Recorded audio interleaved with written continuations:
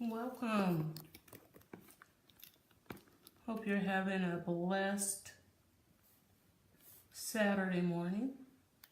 Or is it afternoon already? I'm a little behind today, so forgive me. I'm behind this morning. But I want you to come in, and as you start to matriculate in, do me a favor. Share this very important dream session. Come on in. Good evening, good evening, good evening. Glad to have everyone on. Welcome, welcome, welcome. Welcome, everyone. Appreciate you coming in. And when you come in, please share. Please share.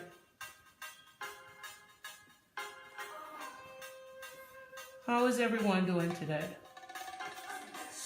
I'm just doing the typical upfront stuff, trying to get viewers notified to let them know that today's session has gone live.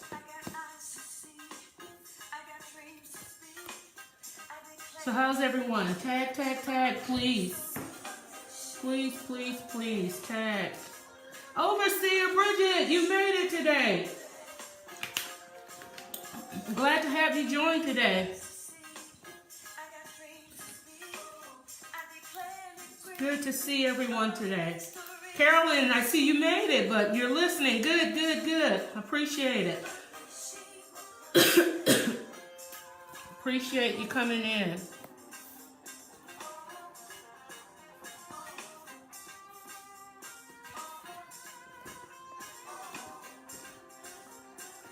Thank you for coming in today. I appreciate it.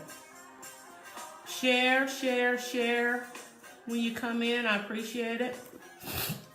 And because today's session is going to be kind of lengthy, I'm going to go ahead and get started. I don't want to do a long intro today. But today's biblical dream interpretation is about why pornography has so much power. Thanks for sharing, Carolyn. Devion, do me a favor. Show me some of that B-side love and share, share, share.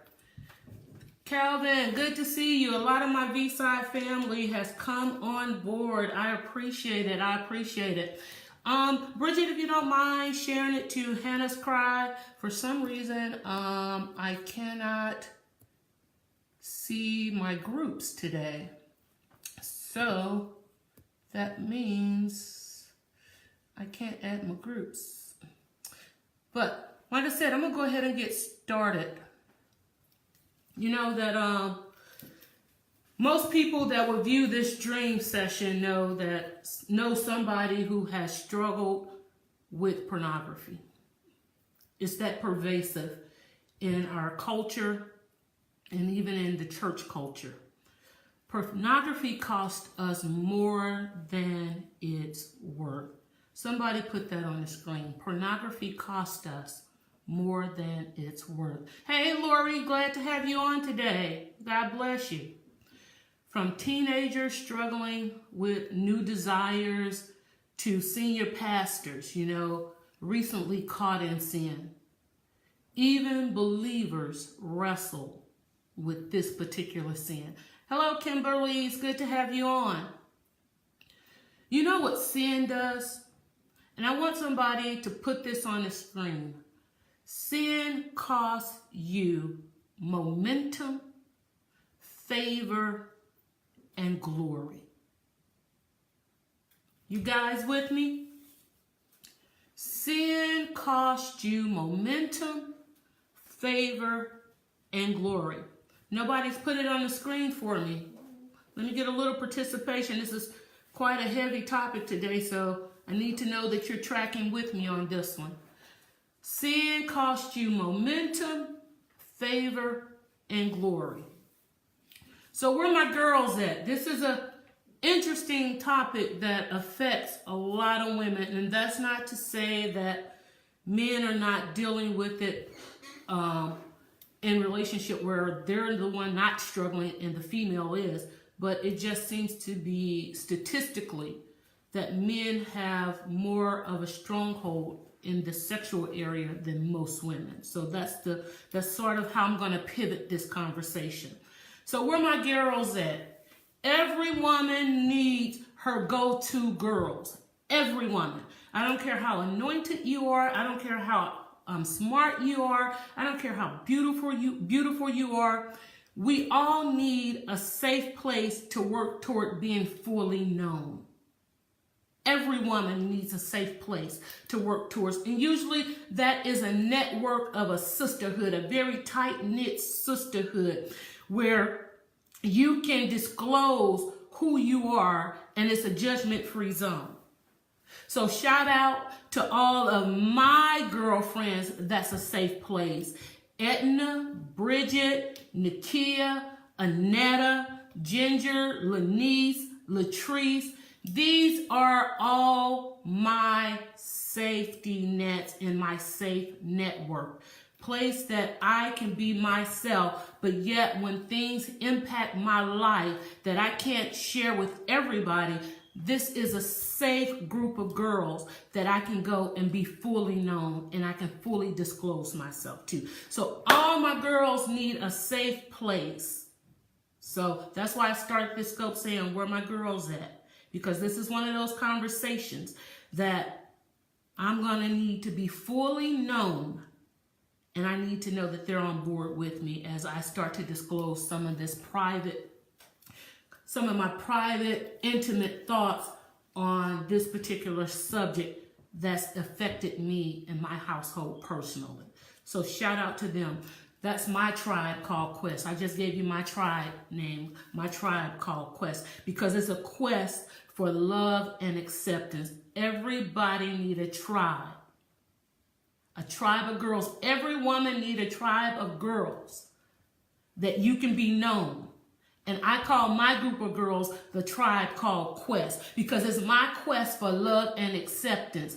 Even when things are going wrong in your marriage, you're looking for a safe place to be loved and accepted as you grow, as you transform, as you become mature in your walking in your faith.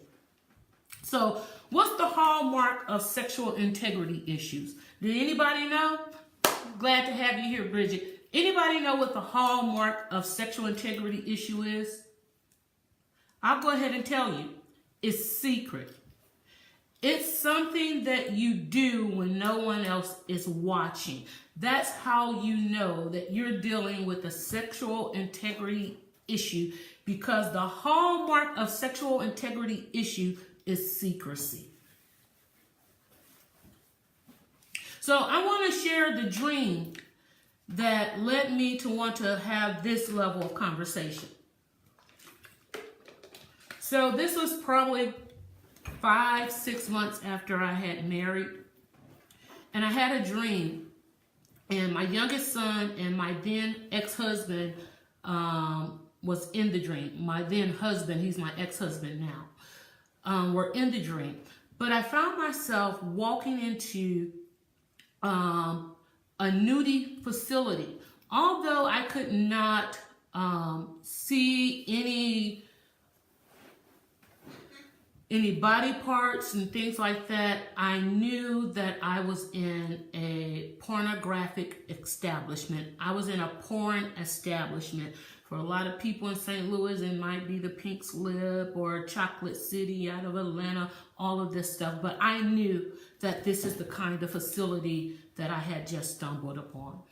I get into the facility and I noticed that my youngest child, who at the time probably was about 10 or 11, interesting enough, statistics say that the average age that young people become exposed to pornography is 11 years old. My son was about 10 or 11 at the time that I had this dream. But I get into this nudie facility. I see my child sitting off at a table, and I'm wondering to myself, why is my child here, and how did my child get here? But I'm walking toward the bar area, and my then husband is in this establishment. I want you to really pay attention to how I word this. My then husband is in this establishment, okay? And the women are all over the place, and I'm trying to find my way out of this place. Also aware that I need to get my kid and leave this place. So that's pretty much the dream. That was the dream in a nutshell. But here's what happened.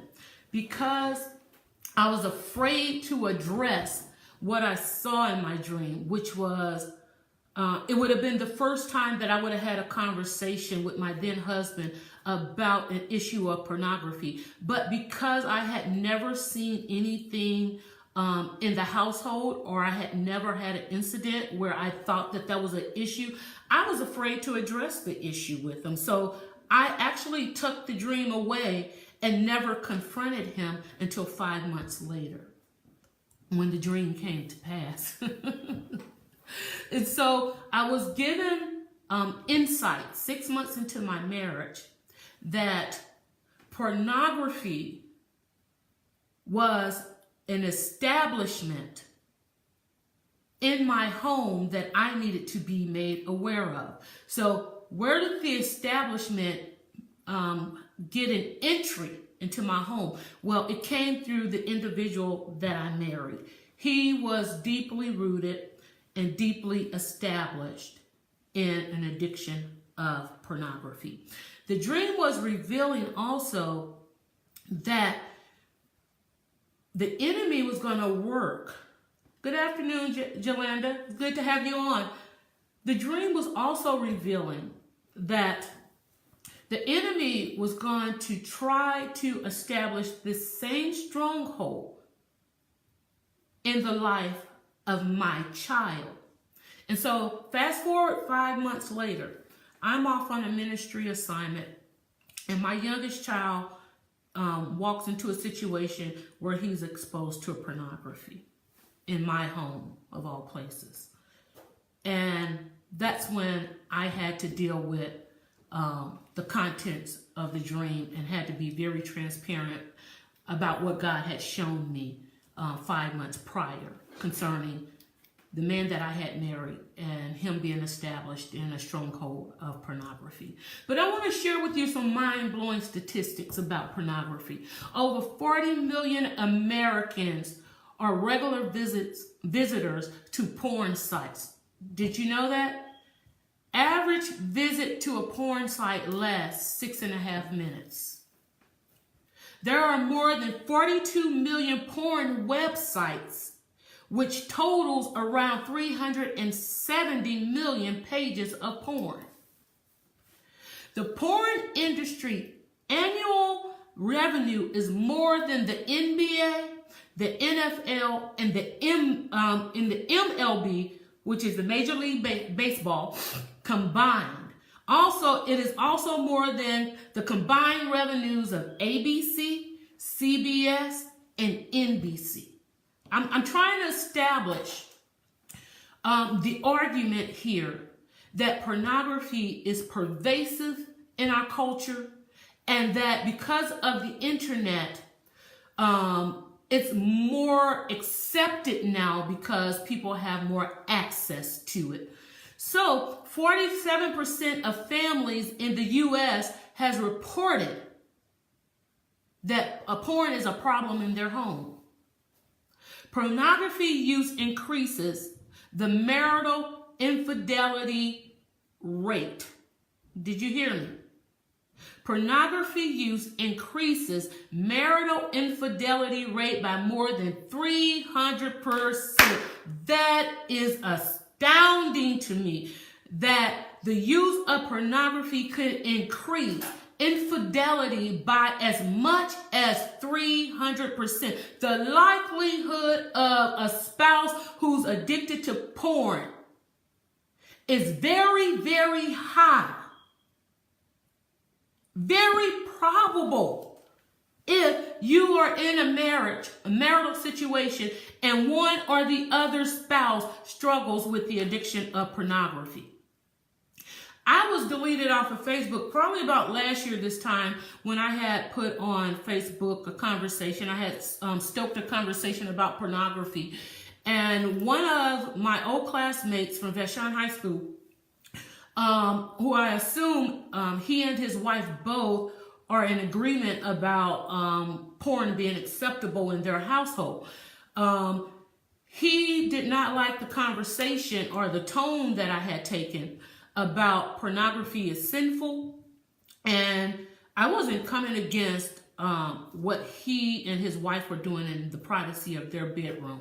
But because this was a conversation about pornography, then you put the cards on the table for me to give me the latitude that I would need to have in a dialogue and to refute some lies that the enemy has propagated in our culture and even in the church. And so when I start to address and say that this is a sinful nature that should not be a practice in the marital bedroom, then he deleted me. So I'm not even sure how well this conversation is going to be received, but I felt that it's a very necessary conversation to have, and I will not draw back from having this level of conversation. So I hope that a lot of my friends don't find it offensive, but I do believe that we have enough damage in our marriages and in relationship that it merits a conversation at least. 11, I've already said this, 11 is the average age that a child is first exposed to porn. How many of you are surprised by that statistic? And 94% of children will see porn by the age of 14. You're talking about a sex-crazed society that 94% of children would have experienced or seen porn by 14 years old. This should be cause for alarm. It really should be. 56% of American divorces involve one party having an obsessive interest in pornographic websites. I can admit that my divorce hung on one of these hinges. The door to divorce hung on one of these hinges. There was another hinge, but one of the hinges that the door of divorce swung on in my marriage was this particular issue that we're going to discuss today, which is an obsessive interest in pornographic websites. 70%, okay, I'm coming to the church, so I'm going to forewarn you that I'm headed to the church with this topic. 70% of Christian youth pastors report that they've had at least one teen come to them for help in dealing with pornography in the last 12 months. 68% of church-going men and over 50% of our pastors view porn on a regular basis. Of young Christian adults 18 to 24 years old, 76% actively search porn sites. Have I pricked your interest with what's a problem, that we have a problem with pornography? 59% of pastors said that married men seek their help for porn use. Did you hear that? 33% of women aged 25 and under search for porn at least once per month.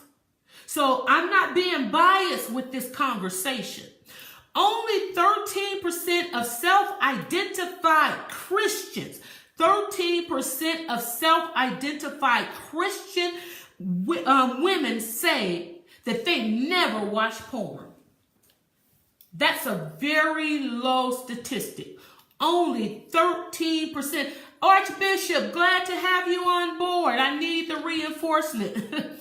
87% of Christian women have watched porn. Did you hear the statistics? Because I don't want the men to think this is a biased conversation. Only 13% of self-identified Christian women say that they've never, ever seen porn. 87% of Christian women have watched porn. 55% of married men and 25% of married women say they watch porn at least once a month. 57% of pastors say porn addiction is the most damaging issue in their congregation. And 69% say porn has an adverse impact on the church. I am a witness to that because I have been affected by this very issue. You know, the issue that we're having with pornography is that sin defiles our purity. Sexual sin. Put this on the board, please, somebody. Sexual sin defiles our purity and it dilutes our power. Put that on the board. Sexual sin defile our purity. I'm talking about the Christian community here. The last statistics I just gave you had to do with the Christian community. So sexual sin defiles our purity and it dilutes our power. So if you walk into a powerless church, there's a great opportunity that if you start to pull back the covers, that you're going to find sexual deviant practices that's keeping the pastor and the leadership from being able to execute ministry in the power of the Holy Spirit. What's the problem here? Selfish indulgence and sinful living are issues when it comes to housing and being able to be used by God himself. So sexual sin defiles our purity and dilute our power through selfish indulgence and sinful living. I'm going to quote that again until somebody puts it on the board. Sexual integrity issues defile our purity and it dilutes our power, the anointed power, the dunamis power that the church is supposed to be operating through our selfish indulgence and our sinful living. So, again, 57% of pastors say porn addiction is the most damaging issue in their congregation. And 69% say porn has adversely impacted their church. And then I just told you, I still hadn't seen the whole complete sentence. Somebody write the whole complete sentence for me, that sexual sin, sexual integrity issues defile our purity and dilute our power through selfish indulgence and sinful living.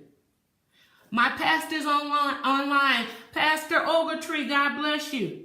Only 7% of pastors say their church has a program to help people struggling with pornography. The church has to do better. So the church is reticent to talk about sexuality. And why is that? Why is the church reticent to talk about sexuality? Despite the fact that the Bible addresses the issue, we tend to neglect it. And we can no longer afford to neglect it just based on the statistics that I just shared with you, where more than 56% of our marriages are being impacted by one or the other spouse having a sexual integrity issue or a full-blown sexual addiction. So consequently, because we are so reticent to talk about sexuality, consequently, believers hear the wrong voices about sexuality. And they miss the beauty of God-centered sexuality and settle for much more or less than God intended in our marriages. Thank you, Kimberly, for catching all of that. I appreciate it. So, in general, churches fail to make disciples. I'm talking about why pornography has so much power, even in the church. Number two, in general, churches fail to make disciples. Solid Christian discipleship teaches believers how to adore God, how to wear their armor, and how to reject the enemy's temptation. That's what discipleship does. And so the result is believers, in too many churches, I'm going to say this. I'm going to go on record for saying this. In too many churches, sexuality discipleship is limited to condemnation. This dream session is not about condemning anyone that's struggling with sexual integrity issues or you've been the victim of infidelity and you've suffered from the trauma of infidelity as a byproduct of sexual integrity issues. Listen to this. In too many churches, sexuality discipleship is limited to condemnation without godly teaching. So I hope it is my endeavor to bring some godly teaching to a very needed conversation in the church on pornography. And you know, the result is because we refuse to have or disciple in this particular area without preaching condemnation and guilt and shame. What results is the believers are ill-equipped to fight temptation and too afraid to confess that they have a sexual integrity issue. Did you hear me? Did you hear me? Because we preach from a posture of condemnation, and God knows I asked him before I came on that I don't take a tone of condemnation because I personally am one that's walking out the healing process, being traumatized by someone that has sexual integrity issues. So it's my endeavor to cast the net and to bring in as many healed folks that I possibly can that struggles with or has been impacted by this pervasive issue in the church. And so the result is believers, because we're not discipling, the result is believers who are we're raising up believers who are ill-equipped to fight temptation and too afraid to confess that they have this particular sin issue that's prevailing over their faith. You know what the enemy does? He directs us to temporary, and he directs us from the temporary to the temporary and from the eternal. That's his job.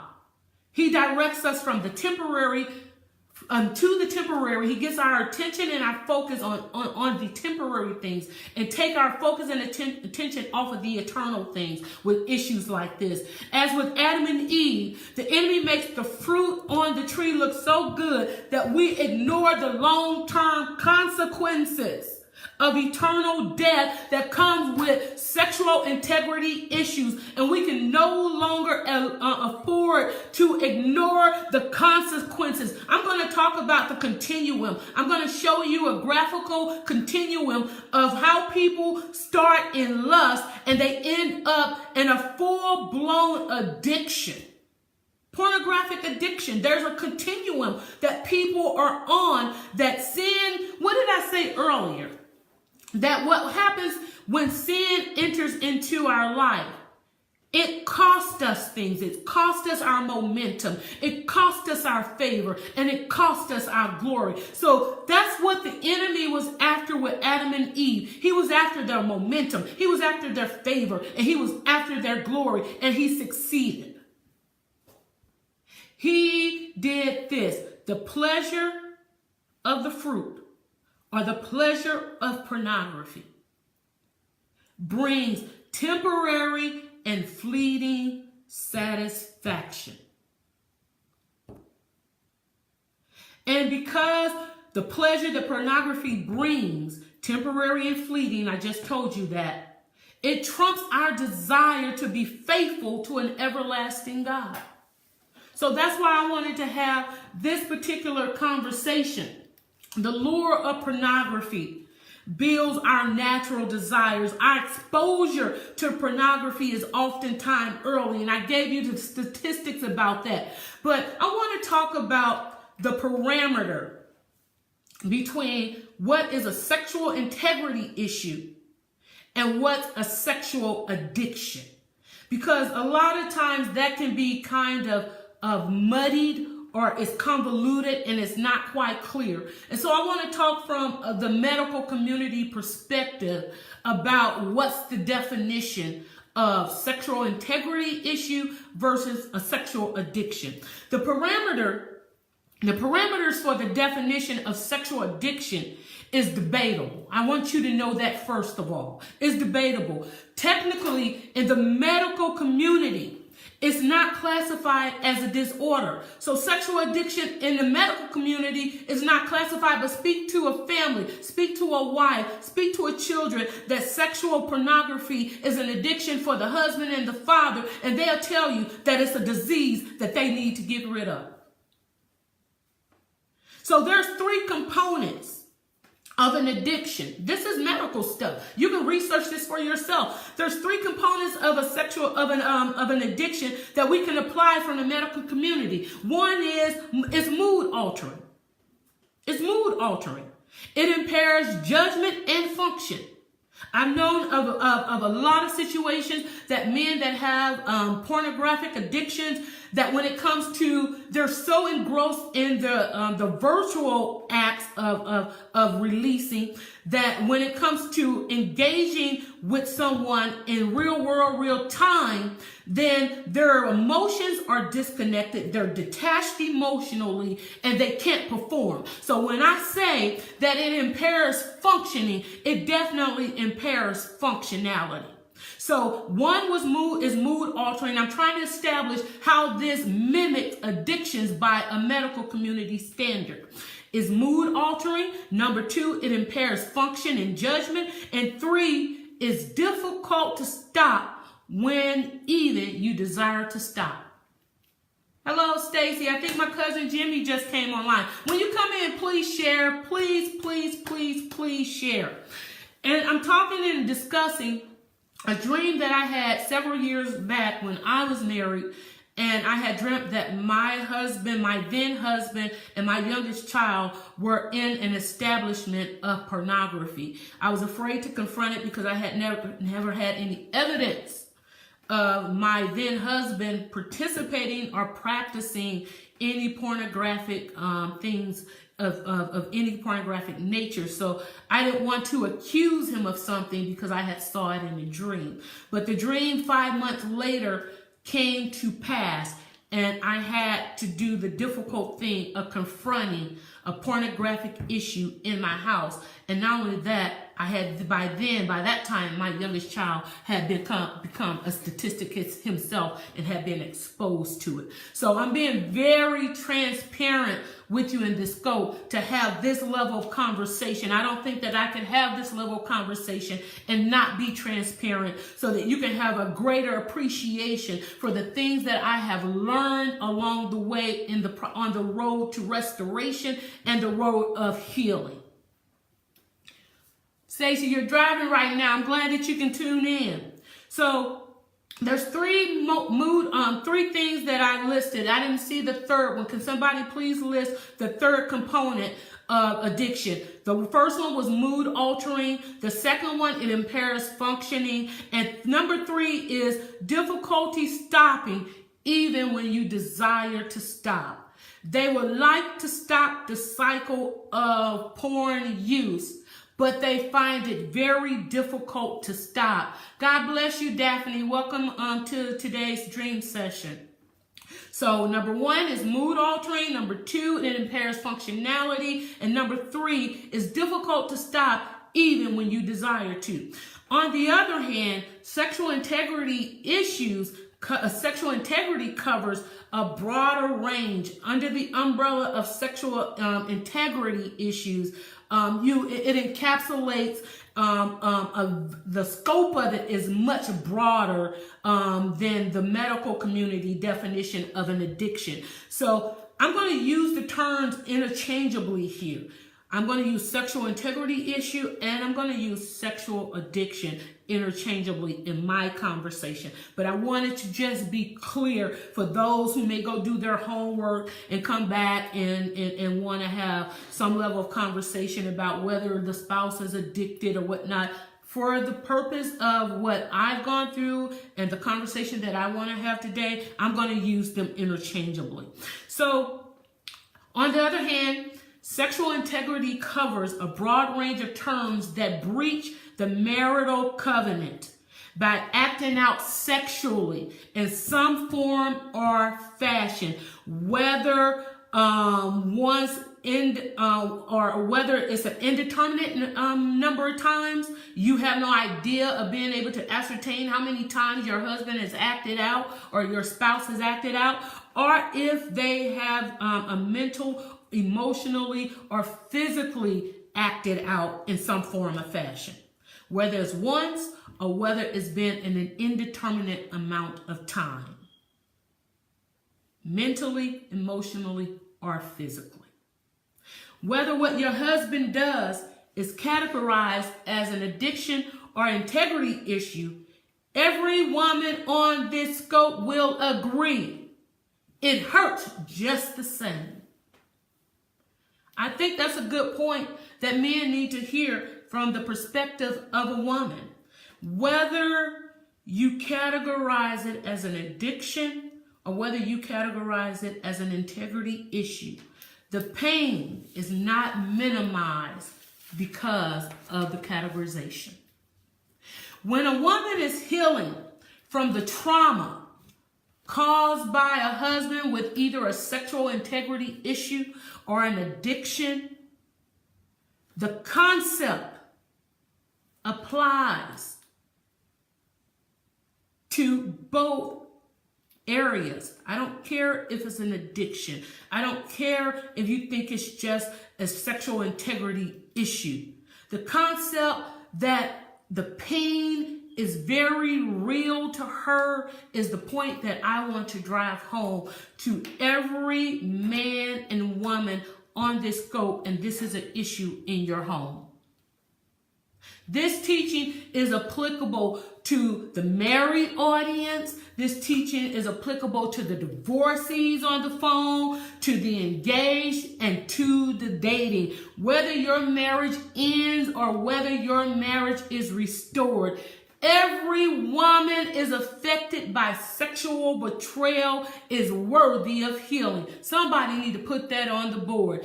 Every woman affected by sexual betrayal is worthy of healing. And I pray that this scope brings some level of healing to this subject and to this particular cultural phenomenon that's really has made inroads into almost every aspect of our existence. Let's talk about the addiction cycle. This is going to be an interesting conversation because for me, this was new revelation when I had to start to deal with the addiction that was in my own marriage. My then husband was addicted to sexual pornography, and so I had to launch an educational campaign because I was in the dark. I was actually one of those 13%ers. I had never seen porn.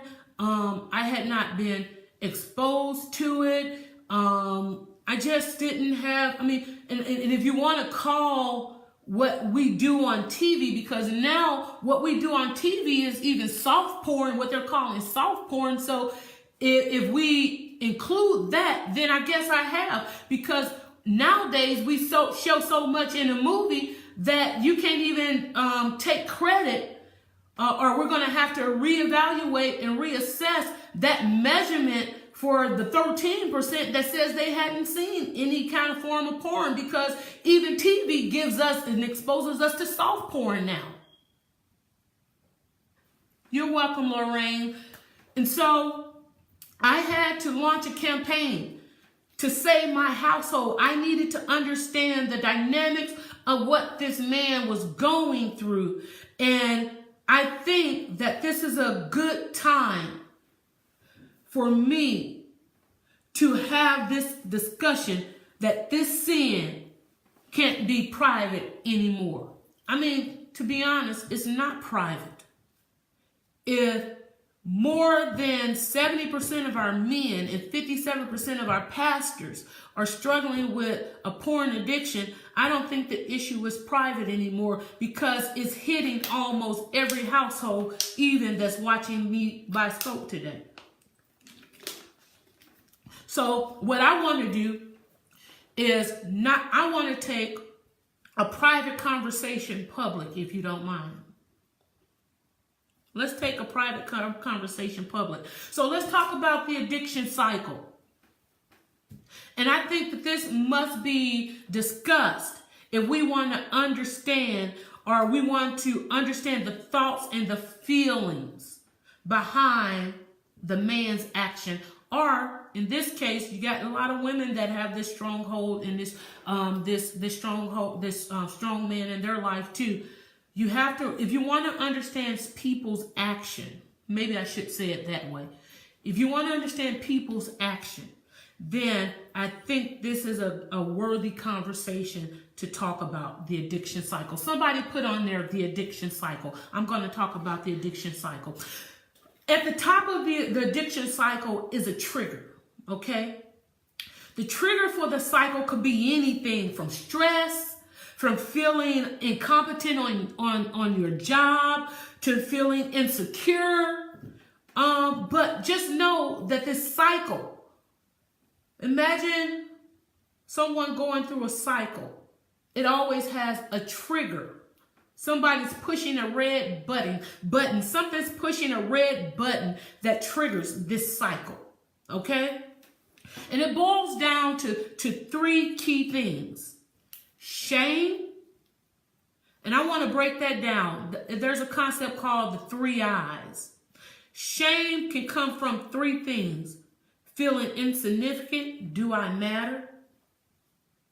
It can come from incompetence. Do I have what it takes? Or it can come from impotence. Do I have the power to control? Do I have the power? Shame is always associated with those 3 I's: insignificance, incompetence, and impotence. Put that on the screen for me. The next key element is a negative emotion. I'm talking about triggers. Shame is a trigger. A negative emotion is a trigger. Or, like some people would think, when one of the 3 I's is activated, the person will seek to medicate. Did you hear what I just said? When one of those 3 I's is activated, remember I said there's a red button that somebody keeps pushing that keeps triggering this cycle, this vicious sexual addiction cycle. So what's triggering this cycle? And once it's activated, look at what happens. The individual will seek to medicate, because what typically happens with men is they don't want to feel the strong emotions. So this is a way of medicating and getting rid of those strong emotions that they don't want to feel. Did you hear what I just said? It's key, women. It's key. It's key that we understand the 3 I's: insignificance, incompetence, and impotence. That when one of these 3 I's are activated, your husband will seek ways to medicate so he doesn't have to feel the strong emotions that are attached to him feeling insignificant, to him feeling incompetent, or him feeling impotent. God knows I just said something up in here. So let's talk about the cycle. What happens in the cycle? They're triggered. We just told you they're triggered. And when it's activated and he medicates himself, he's trying to reward himself. That's a desire to reward oneself. When you go ahead and act out, you are rewarding yourself. So the first step after you trigger is preoccupation. Somebody put preoccupation on the screen for me. Put preoccupation on the screen. I just lost my pen. Goodness gracious. It fell apart just like that. I guess it was broken. Put preoccupation. What happens during the preoccupation phase? Thought patterns. This is a thought pattern that precedes the individual acting out.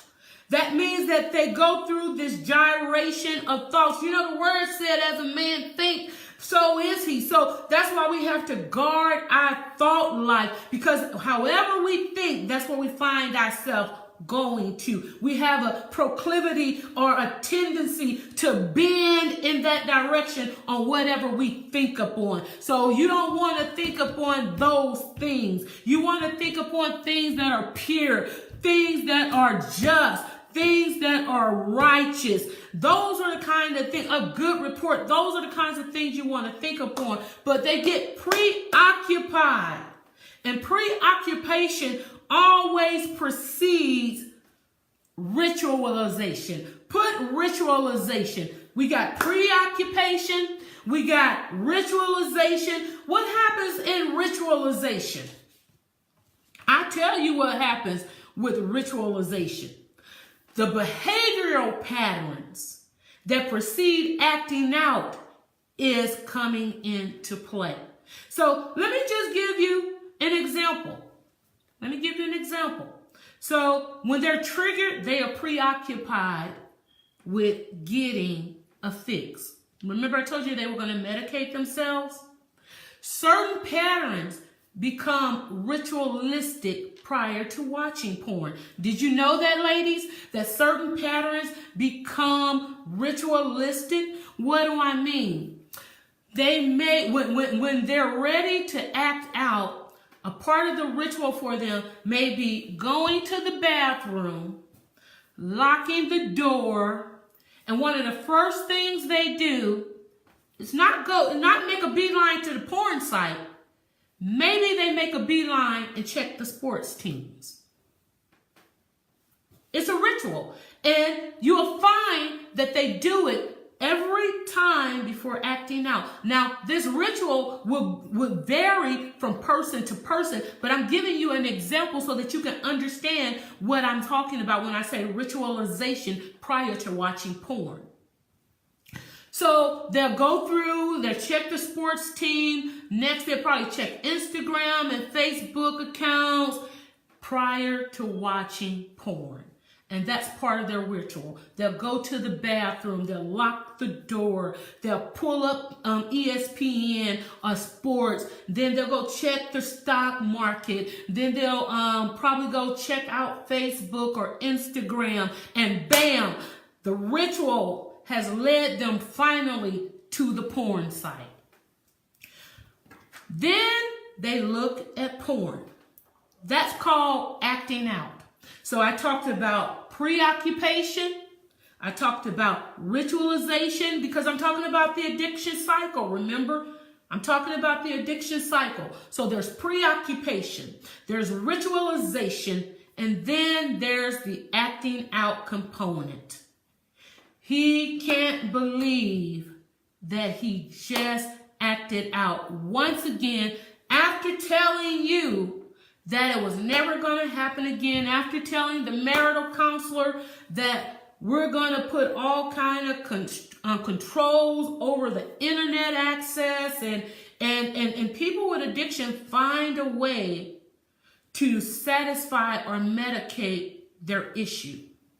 Okay, there's all kinds of go-unders and leaping on top or going around, all kinds of defenses and walls and safeguards that you put in place.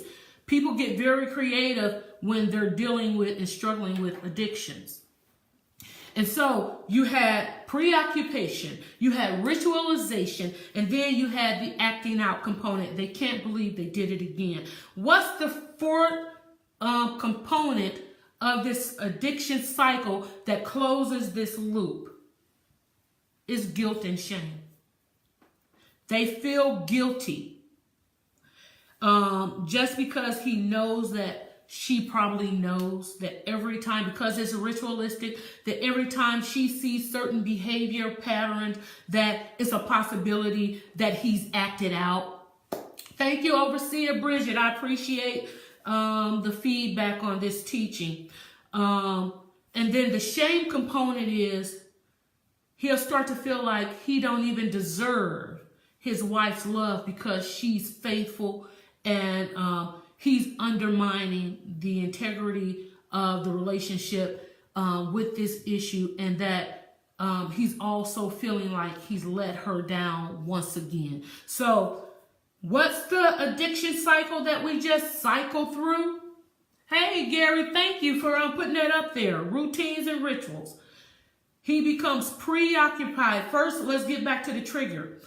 He's triggered, and then he becomes preoccupied with getting the fix. And certain behaviors become ritualistic prior to him watching porn. And then he looks at porn, and we call this acting out. And then he can't believe he did it again, and then he starts to feel guilty and shameful. And this cycle that I just talked to you about is not my brainchild. I actually got it from a continuum of sexually acting out that was produced by Patrick Corns, and it's something that I'm about to show to you. So the consequences increase when you move from the low end of the spectrum on the continuum to the high end, and I'm going to show you what I'm talking about. Look at that. Look at that. From left to right, you see lust is on the far left side, okay? Lust. It starts with lust. The root of this problem is encapsulated in lust. And as you start to move across the continuum, you start to see them acting it out in real life. And they actually physically act this out. Now, the interesting thing about this continuum is that when you move from left to right, the consequences goes, the degree of consequences increase, but not necessarily the pain that the wife or the woman feels that's associated across this whole continuum. So she can just now be learning about the event, and it's just as painful when she finds out that he's been with another woman. It's all painful. So the consequences of matriculating across this continuum, it has degrees to it, but her pain, you cannot discount the level of pain that she's feeling across that whole continuum, which for her, it may not increase. It's been on high the whole entire time since the first time that she found out that this was a problem. And you know, we can overly simplify this, but I want to explain how acting out works. You know, acting out looks completely different from each person. Let's not overly simplify this. No two individuals act out the same. So, you know, when you're talking about that continuum, on the left is sexual lust, and on the right, you start to move. The lust is like the sinful thought pattern. Remember, I was talking about that. It's the sinful thought pattern of sexual fantasies. That's why we have to be careful with sexual fantasies and bringing them into the bedroom, because this can be the root of a whole bigger set of issues. But as you move from the left to the right on the continuum, the sinful activities move from thought life to real life. And a move from left to right doesn't imply that the sin is worse, but it does mean that the sin is different and with different consequences. Somebody need to put that up there. When you move from the left side of the continuum, from the lust and the thoughts to actually acting it out, it doesn't mean that the sin is worse, because some men like to address this, well, if I didn't do it, if I didn't act it out, in the mind, in the heart of your wife, both were just as offensive, and both were just as painful as though you acted it out in the flesh. But you need to understand that as you move across this continuum, it doesn't mean that the sin is worse, but it does mean that the sin is different with different consequences. There's going to be a different set of consequences after you act out infidelity, because it may be a deal breaker for your wife, but the consequence for her finding out that you were in the bathroom last night doing something, that may not be a deal breaker for her, but it's still just as painful. So consequences increase as you move across that continuum. What are the consequences? Pornography, STDs, and ultimately the loss of your marriage. The loss of your marriage. So it's just not masturbation. I despise the attitude that when we're dealing with sexual integrity issues, when we're dealing with sexual addictions, that we'll downplay the pain that this has brought the other individual, and we'll minimize their pain by saying it was just masturbation, it was just pornography. This behavior is damaging, just like an affair, people. It's damaging. And you have to validate the person's pain. You can't say it's just masturbation, it's just pornography. When you do that, you just invalidated the person's pain. And we must acknowledge the person's pain. You can't judge someone's pain. Nor do you know their experiences, their life experiences prior to the disclosure or the discovery of the porn addiction. You can't judge someone else's pain. For most women, being married to a man with sexual integrity issues and or an addiction is one of the most painful addictions out there. Can I get any amens on that one? For most women, being married to a man with sexual integrity issues or a sexual addiction is one of the most painful addictions out there, and it's going to be one of the most painful processes that you have had her to have to succumb to save a marriage. It's personal for a wife. I'm speaking from experience now. It's personal for a wife. It's an indictment against her womanhood. It's an indictment against her self-esteem. It's an indictment against her personhood. When a husband chooses another woman, whether she's a virtual woman or whether she's a real woman, by virtual I mean you're sitting up with your computer, with your handheld device or your laptop, and you're watching some other woman via the internet perform sexual acts, and you have taken the images and they're imprinted and injected into your thought life. They're becoming a part of your thought life. They're replacing the image of your wife's experience with you. It's personal for a wife. When a husband chooses other women over his own wife, it's very personal. And when that happened, it just got personal. Whether you're choosing a virtual woman or whether you're choosing a real life woman. You know, whether porn, lust, or affairs, or even prostitutes, the comparison begins for a woman. Did you know that? Whether it's porn, whether it's lust, somebody put that on the screen. Come on, share, people, share.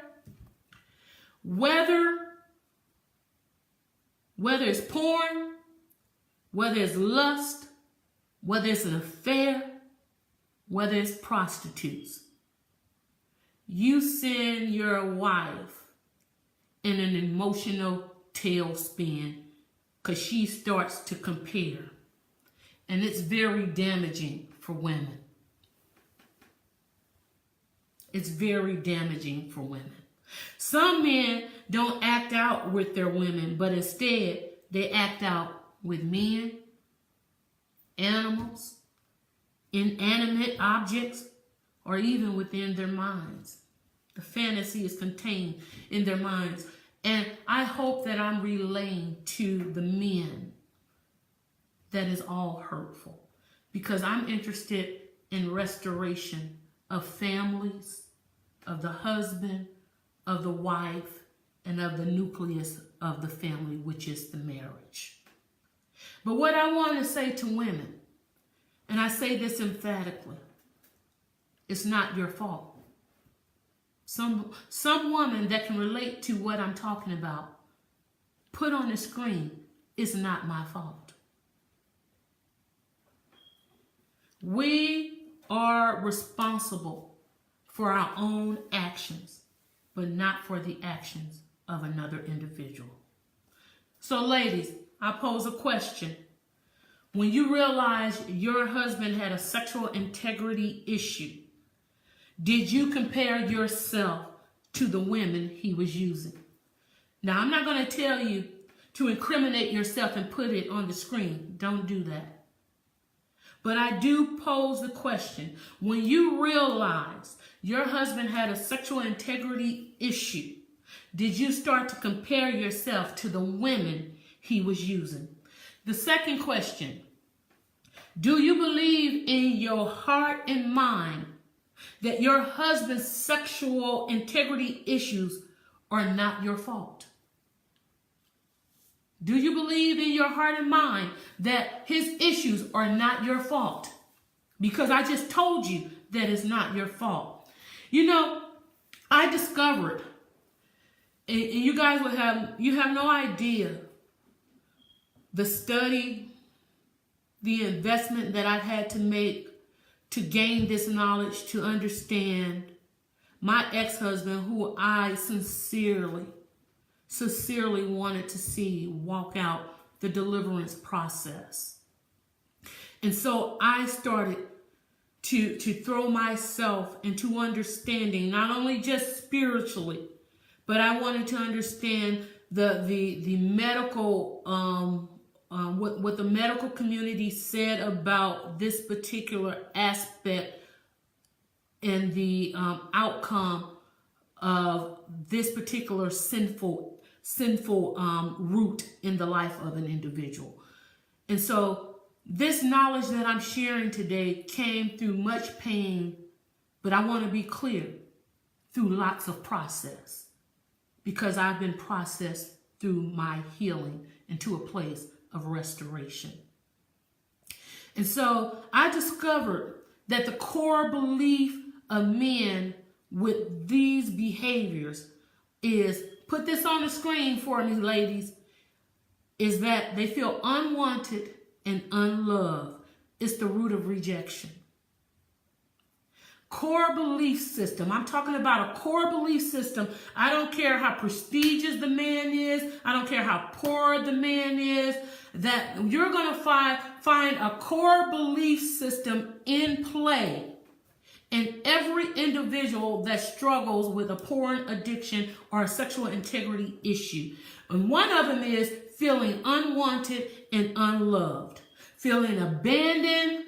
And, you know, and that's critical here, that when you feel unwanted, unloved, and abandoned, that means that there's a hole that you're all, or a vacuum in that person that they're always trying to fill. And sometimes the enemy orchestrate events to make sure that pornography fills that gap for them of feeling unwanted, unloved, and abandoned.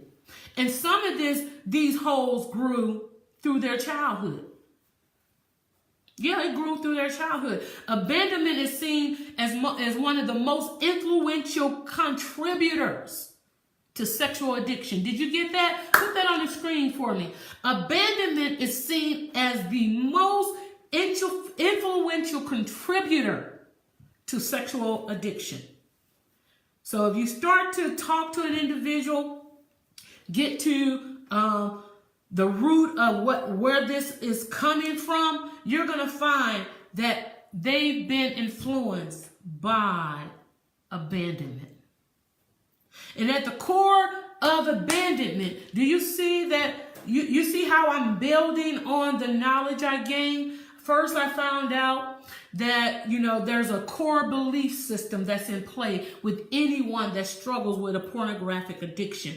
And they believe they're unwanted. They believe they're unloved. Now, it's not a true belief system, but it's their belief system, and we have to acknowledge it. And every building block of lies have to be displaced with truth. And that's the whole concept of casting down strongholds, that for every lie that's established in your thought life, you have to find the truth, the word of God, that displaces that lie for the truth. That's the only way that you'll get a person to even start to reject this kind of thinking in their life. And at the core of abandonment is this: you don't want me.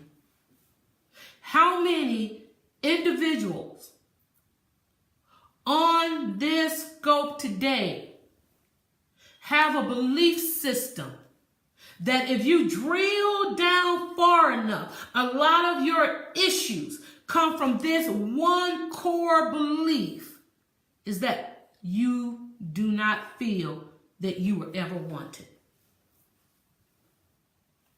Patrick Cohen says it like this, that these core beliefs, think of these core beliefs as the lens that you view the world through, okay? In other words, it influences your choices.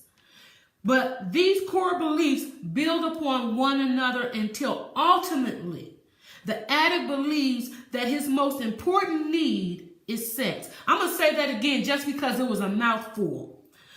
Patrick Cohen says that these are core beliefs that build upon one another until ultimately the addict believes that his most important need is sex. So if you know men that are driven by the need for sex, this could be the root of their problem, is a core belief system. This ain't about how much you love him, women, but rather the core beliefs that he brings from his childhood into adulthood that have influenced your husband's choices. Did you get that? That this ain't about you. This ain't about you ain't sexy enough. This ain't about you wearing a particular kind of lingerie that turns him on and turns him out too, This ain't about that you don't bring home enough money. This ain't about, you don't do it a certain way. It's not about any of those things. The core belief system is what's influencing your husband's choices here.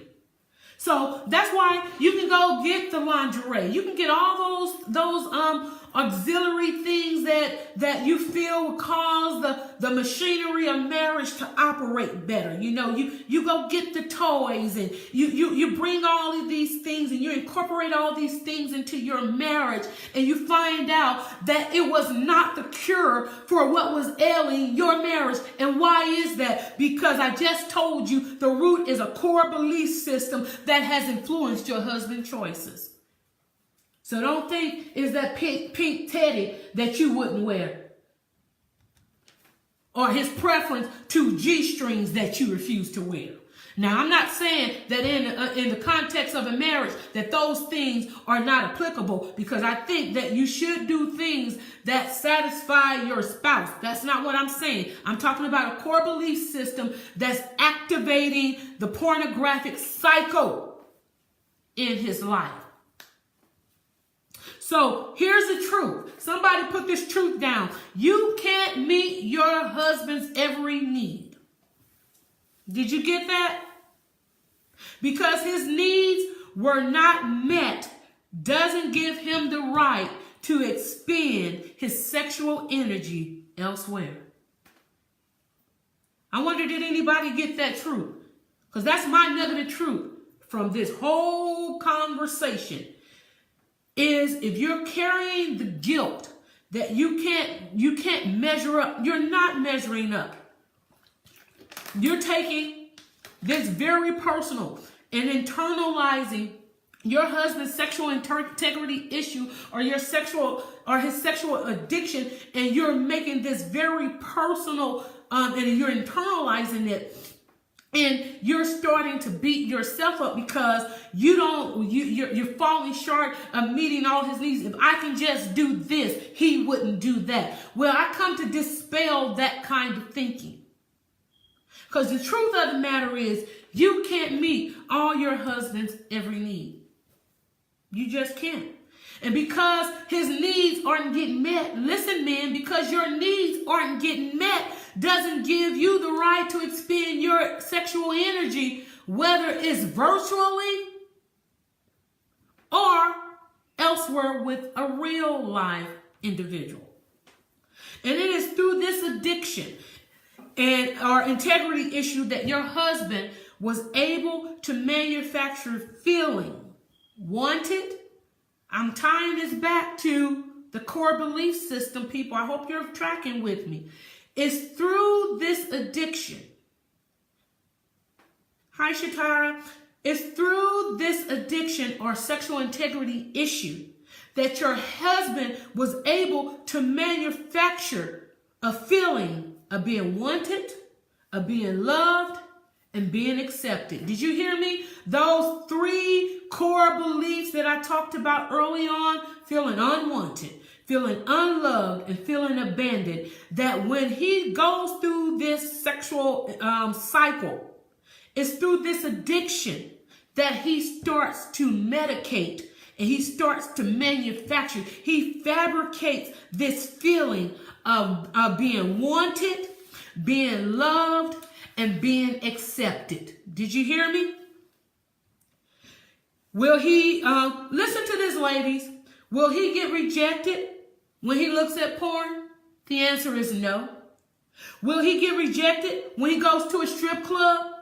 The answer is no. As a matter of fact, if he go to a strip club and make it rain, he gets more attention and more acceptance from a stranger.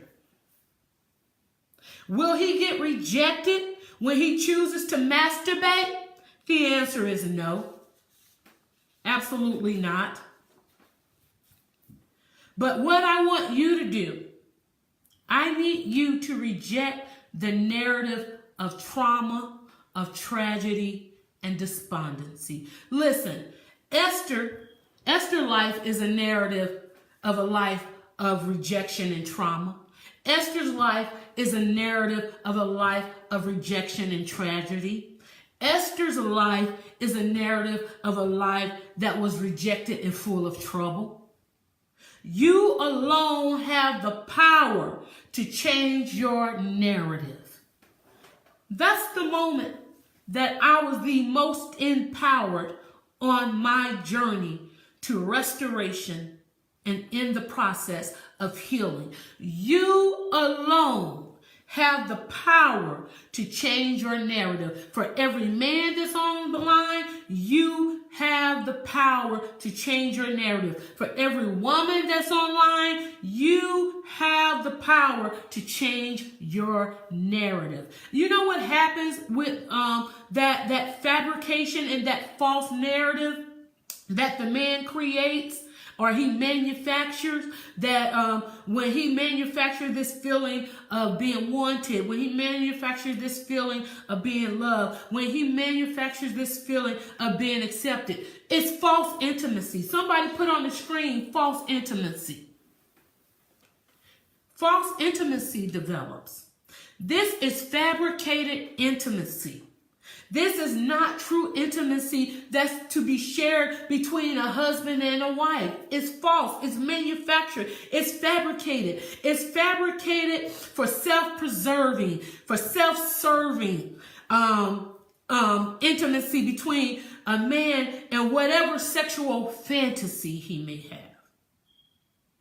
It's fabricated, self-preserving, self-serving intimacy between a man and his fantasies. It's not real. He acts on it. He chooses to act on it.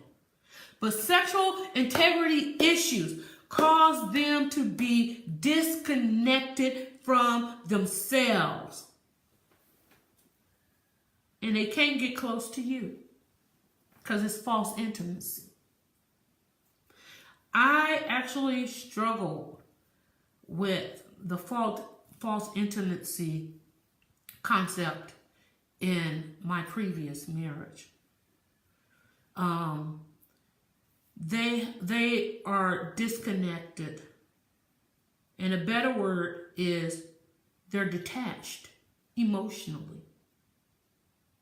And because the pornographic experience don't require that you have true intimacy, that when it's time to truly be intimate with another human being, then that part is hampered, impeded, and sometimes not even possible because that individual has been stymied in that area. And it's going to take a lot of therapy to even get that individual to tap into their true emotions and that they can even give expression to what's going on. A lot of men, when they find out they have an issue called sexual addiction, they don't even know how to express themselves. You know, you never learn, this individual that struggles with this issue never learn to be emotionally intimate with others. I'm not just talking about in a marital situation. They have a hard time emotionally connecting, having those kinds of relationships. Relationships are meant to have some level of transparency, some level of honesty and integrity that makes your vulnerability possible to be able to connect and relate. That's the whole point. You want to relate. Relationship, you can't have a relationship if you can't relate, people. Women say, I've heard this and I even expressed this. He never shares his feelings. How many women watching can say truthfully that you've been in a situation where you've had to make that proclamation? He never shared his feelings. And I'm about to wrap up, people. The reason being is a man with sexual integrity issues or an addiction doesn't know how to connect with himself or with others. Remember this, true intimacy requires being fully known and fully knowing others. Put that truth up. I've given you a couple of truths today. True intimacy requires you being fully known and fully knowing others. Men with sexual integrity issues are detached and selfish. I can attest to this. In conclusion, remember, what your husband has chosen to engage in isn't about you. It was his choice. It isn't your fault. It's still painful. It still hurts. Whether your husband engaged in activities towards the left or the right of the continuum. Whether lust or full-blown acting out with prostitutes, acting out in infidelity, extramarital affairs, wherever he may find himself on the continuum, is still very painful for the woman. So I want to validate that this is a very, very painful process for women. And back to the title of today's dream session. I was dealing with a dream. All of that teaching came after or me finding or discovering answers to what I was dealing with from a very personal situation.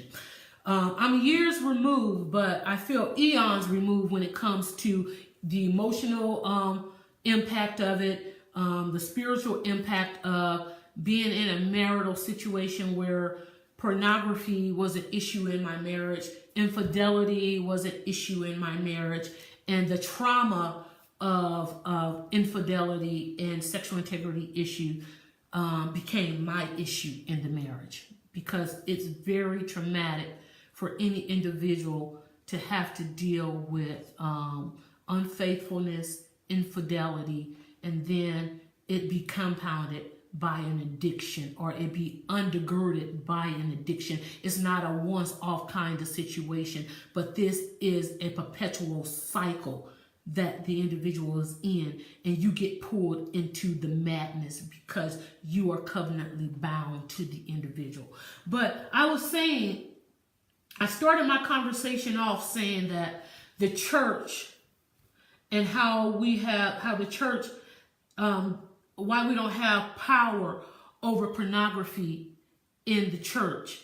And we do understand that sexual sin dilutes your power. And that's a part of what I was trying to bring out in today's teaching. And I was talking about how the church is reticent to talk about sexuality. And because we have been so apprehensive to addressing this issue and bringing this issue public, consequently, believers hear the wrong voices on this particular subject. And they miss the beauty of God-centered sexuality and settle for much less than what God intended for the institution of marriage. And then I talked about, in general, churches fail to make disciples. Solid Christian discipleship teaches how to adore God, wear our armor, and to reject the enemy's temptation.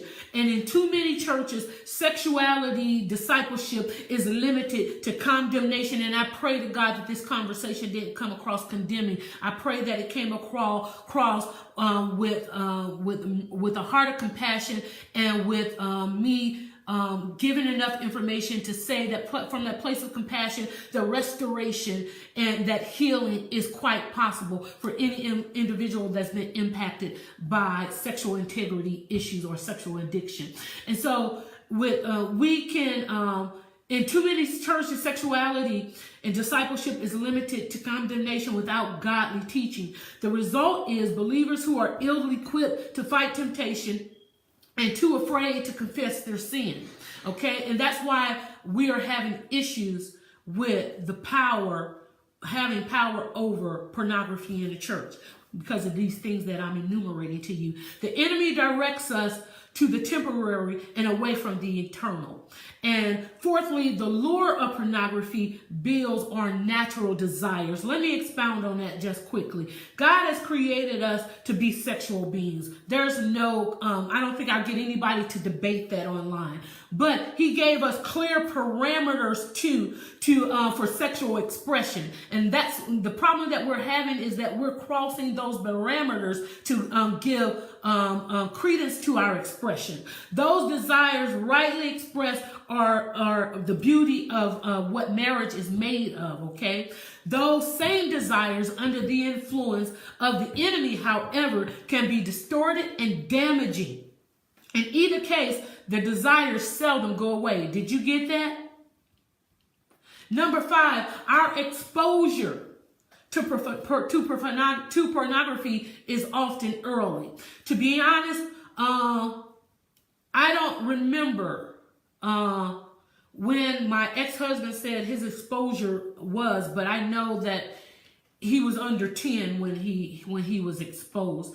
I know, it leaves images in your head that never fully goes away. So I can't imagine what some people are dealing with if you've had early exposure of pornography from the age of 5 or 9 or 10, and you're 45 or you're 50 or 60 or 65 years old, that these images have been seared into your consciousness. And soft porn has become acceptable. This is another reason why we don't have power over porn in the church, because soft porn has become acceptable. And I talked about that earlier on in the Dream Scope 2, that how TV has desensitized us, and soft porn is an everyday occurrence on primetime television, okay? When we allow ourselves to watch stuff that we know crosses God's line, when we know infringes upon the boundaries that we set for our household,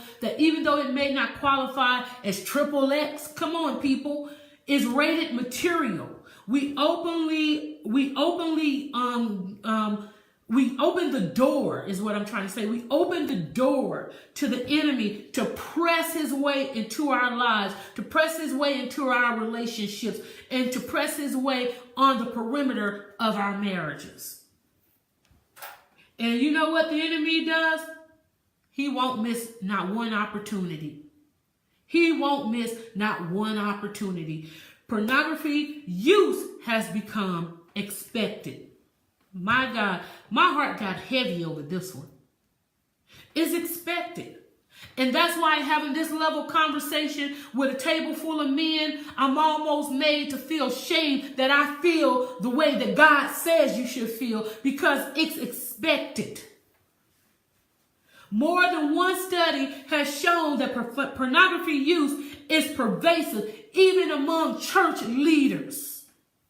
I have seen church accountability groups where everyone failed in the previous week. I know this because of the program that my ex-husband was in, and there was other leaders that was in that same counseling group and program with him, and they come and it's not going to be a testimony of overcoming, but it's accepted and expected that your next counseling session, you're going to have a bad report that you failed throughout the last 7 days.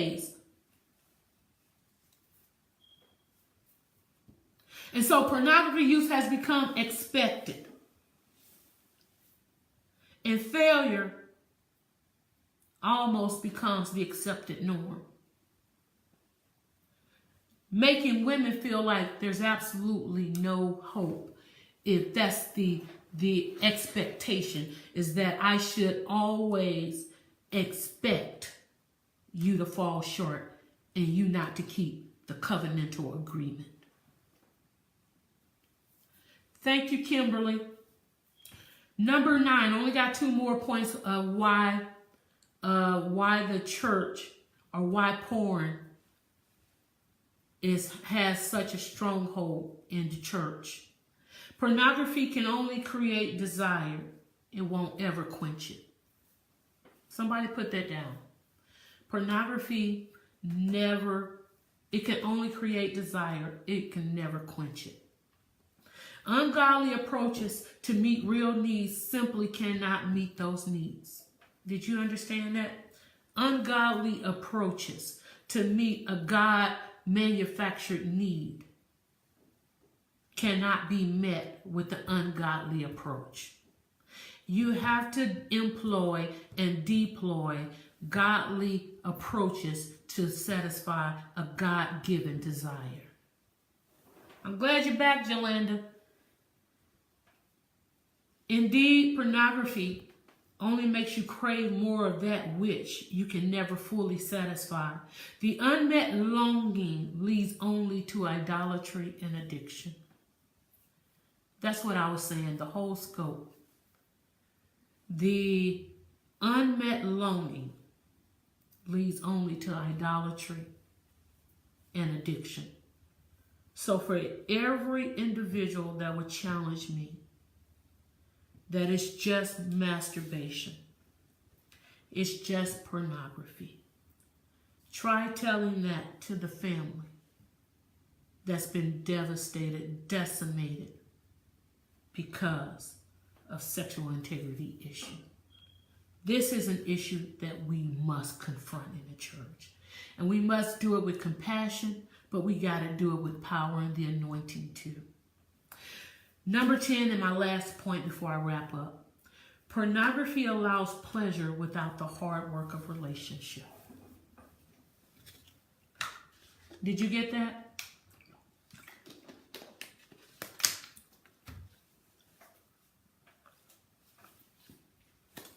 Pornography allows pleasure without the hard work of relationship. Yeah, I feel that one. People don't want to put in the work. to maintain relationships. And so pornography, remember I told you it's fabricated intimacy. True intimacy is going to require transparency and consistency. And that's called work. You're going to have to consistently walk in sexual integrity. Consistently relate to your spouse and let them know where you are on the emotional spectrum of everything. That's going to take work, because sometimes you may not be able to articulate where your emotions are, but you're going to have to do the hard work of discovering yourself, where you are emotionally, and putting words to it. That's going to be work on your end. Relationships take effort. Our individualistic and hedonistic approach in our culture, we're so individualized. We're very hedonistic. Our culture is hedonistic. It's very self-centered, self-serving. We put the word hedonistic, hedonistic. Do a research on the word, because that's the culture that's invaded the church culture. We even preach from a hedonistic perspective, because it's always about getting the people. It's a consumer culture, getting the people what they want, what they need, at the expense of relegating what God wants for the church to the back burner. But we live in a hedonistic culture that wants the fun without the tough work. And pornography makes that possible. Or at least we convince ourselves it does. So if you're struggling with pornography, I encourage you to talk to someone as I wrap up this show. And I pray that especially your Christian family, your friends, and children will not fall under the power of this destructive sin. That's my prayer. That's my prayer, is that your Christian family, your friends, and children will not fall under the power of this sin. So I want to thank everyone for joining me today on today's dream session.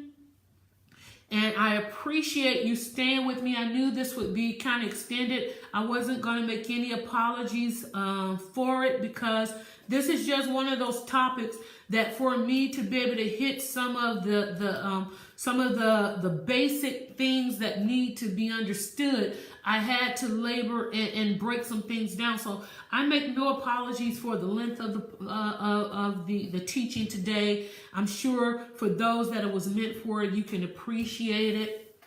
And so I thank you for staying with me. As I always end the conversation with you guys, God has given me eyes to see. And if you have any dreams that you want interpreted, you send those to, if somebody would put this on the screen for me, dreams@hannahscry.net, DREAMS @hannahscry, HANNAHSCRY.net. And you can sow into this powerful teaching. Thank you, Kimberly. If you really appreciate what I've labored. Now, some of this didn't come just from me doing research. I've learned some of this from personal experience and me doing thorough studies and even programs that help to accelerate the healing process. And so I'm speaking from a very personal place, a very intimate place, and I pray that it came from a very compassionate place, because I know personally how damaging sexual integrity issues are to a family dynamic. Eyes to see, $, eyes to see is my Cash App, EYES, the numeral 2, SEE. Let me see how much you appreciated my teaching. Sow into the teaching. If you had not had this level of teaching, it's only right that you sow into this level of teaching. Again, my Cash App is EYES numeral 2 SEE. Somebody put that on the screen as I wrap up. Thank you for joining. Thank you for joining. Shatara, I appreciate you. Thank you so much. Share. Please share. When we get offline, I would appreciate if you share. I know this is not one of those topics that, you shout over, but some things that we talk about, you can't shout over. You got to teach it and get to the root of what's ailing the church or the disease in the body of Christ. And this is one of those situations where I wanted to deliver a message with power and passion, but I wanted to be able to also demonstrate the empathy and compassion that I have for those individuals that's bound by this demonic force and whose family has been impacted by this particular sin. Thank you again. Stay in the fight. God bless.